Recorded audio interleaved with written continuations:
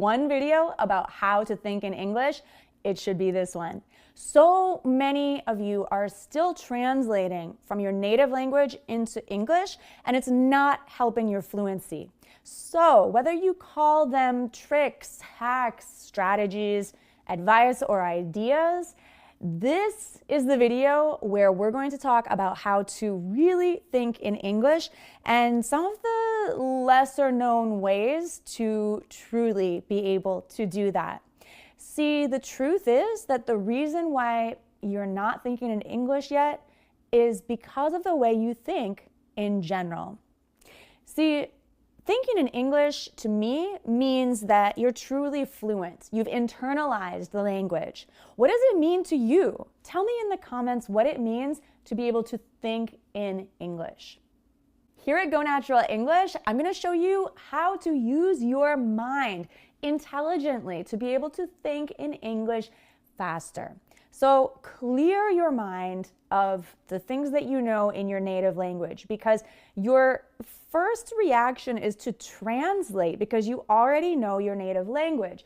But instead of thinking first of all the vocabulary you already know in your language, try to clear your mind as if you were a small child learning the language for the first time. Now, there are some advantages to knowing your native language already, but to think in English, you really have to clear your mind, erase what you know, and start learning about the world through English primarily. Learn the English language through meaning, educated guesses, and not translating. For example, I was in Brazil learning Portuguese, and I went out to a nightclub. And someone asked me, "Quer dançar?"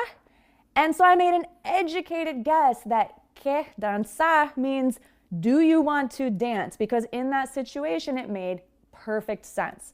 And I was right. And 99% of the time, you will be right if you make a similar educated guess. So try to learn through the meaning, the situation. I didn't have to pull out my dictionary to translate "quer dançar" into "do you want to dance?"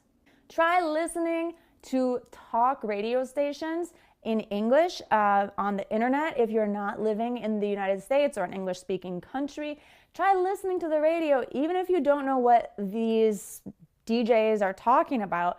The talk radio programs will help your ear and your brain to start thinking in English because your brain is smart. You're smart. Your brain recognizes patterns. So for fun, yesterday I was listening to a Norwegian internet radio station, and within 1 minute I was already understanding that "ja" meant yes, because I could recognize the conversation patterns. One person would talk and the other would say "ja, ja." So I learned how to say yes in Norwegian without consulting a dictionary. So this is a very simple, basic example, but the point is that the more you immerse yourself in the English language directly without translating, your brain will start to pick up patterns because you're smart.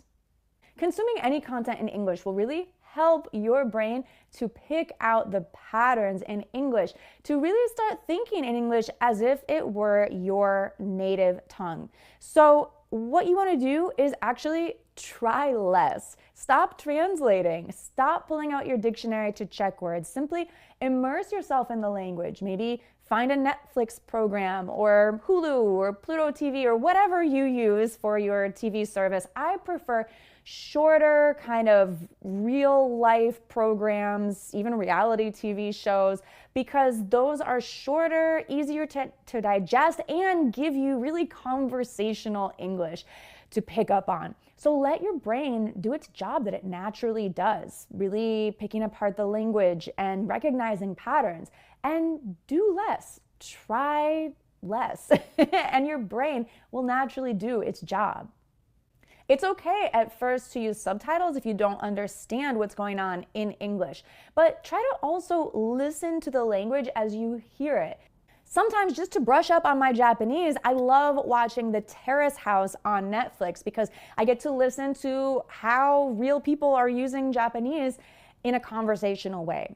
So while not all reality TV is, let's say, healthy for us to watch, it can really help you to think in English. Do you have a favorite reality TV show in English? Maybe you could suggest it in the comments here if other people want to try watching. But the key here is if you're using subtitles, make sure to still listen for what you hear and how people are using words and phrases in English, and then try to repeat and memorize some of those phrases that you could use yourself without translating.